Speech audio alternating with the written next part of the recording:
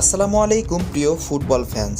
Super কাপে বার্সেলোনার বিপক্ষে এল ক্লাসিকো হারার পর জাভি অ্যালোনসো বরখাস্ত হয়েছেন।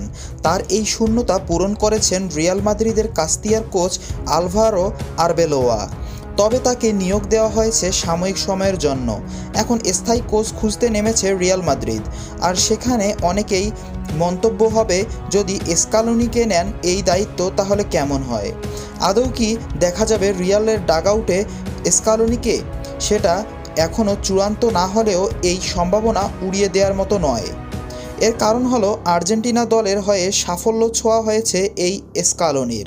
এর আগেও একবার কোচিং ছাড়ার ঘোষণা দিয়েও থেকে যান তিনি। তবে 2026 বিশ্বকাপের পর তার আর্জেন্টিনা দলে থাকার সম্ভাবনা কম। এখানে ফলাফল যাই হোক তবুও নতুন পথে পা বাড়াবেন তিনি। কারণ এর আগেও স্কালোনি আর্জেন্টিনা ছাড়ার ঘোষণা দেওয়ার পরপরই রিয়াল মাদ্রিদের গুঞ্জন উঠেছিল।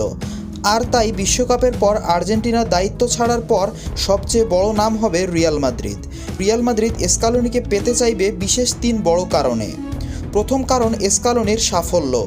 আর্জেন্টিনার দায়িত্ব নিয়ে আর্জেন্টিনাকে শিরোপা জিতিয়েছেন 4 বার। যে আর্জেন্টিনা দল 28 বছর জিতেনি শিরোপা। 28 বছর পর তিনি আর্জেন্টিনাকে বিশ্বকাপের পাশাপাশি 2টি কোপা আমেরিকা এবং একটি ফিনালিসমা ট্রফিসহ জিতিয়েছেন। এর পাশাপাশি আন্তর্জাতিক মহলে তার দলকে তুলে এনেছেন শীর্ষে। এমন সফল কোচকে চাইবে যে কোনো দলেই।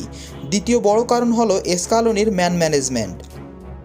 যখন তিনি আর্জেন্টিনার দায়িত্ব নেন তখন আর্জেন্টিনার অবস্থা ছিল টালমাটাল। এই সময় মেসির অবসরের ঘোষণা দেন। এখান থেকে মেসিকে ফিরিয়ে এনেছেন স্কালোনি। এরপর দলকে এক সুতোয় বেঁধেছেন তিনি। আর্জেন্টিনাকে গড়ে তুলেছেন মানসিক শক্তিতে।